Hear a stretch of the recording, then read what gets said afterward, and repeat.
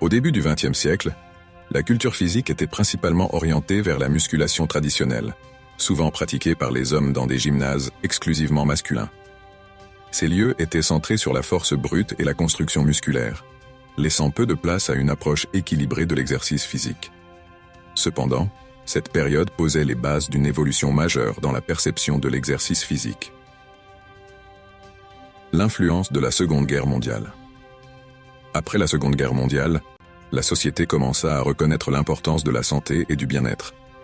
L'exercice physique devint un élément crucial pour améliorer la condition physique générale et prévenir les maladies. C'est dans ce contexte que le Dr Kenneth Cooper, un médecin de l'US Army, développa le concept d'aérobic dans les années 1960. Sa méthode visait à stimuler le système cardiovasculaire, offrant une alternative à la musculation. Le concept d'aérobic.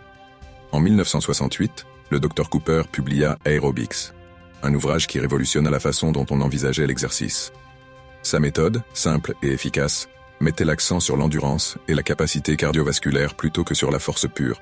Cela a permis de démocratiser l'exercice physique, en le rendant accessible à des personnes de tous âges et niveaux. L'âge d'or du fitness, avec Jane Fonda.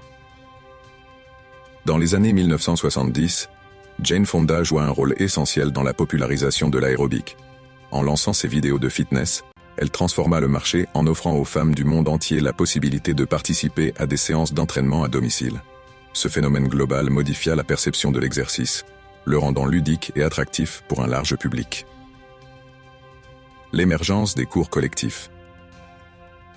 Ce succès incita à développer davantage de cours collectifs, tels que le step, le yoga et le jazzercise, qui ajoutaient une dimension sociale à l'exercice.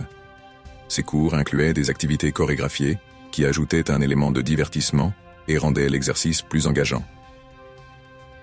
Les années 1990 et l'innovation.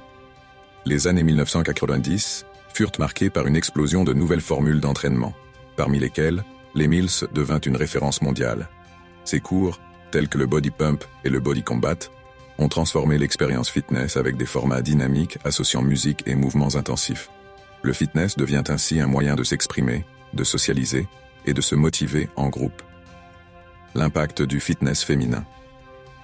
L'influence croissante des femmes dans l'industrie du fitness commença à changer la manière dont le sport était perçu. Les salles de sport dédiées aux femmes se multiplièrent, offrant un espace sûr pour l'entraînement. Le développement de vêtements de sport adaptés et branchés, popularisés par les plateformes de réseaux sociaux, enhardit les femmes à s'engager davantage dans un mode de vie actif. Les modèles de fitness féminins devinrent des icônes, motivant des millions de personnes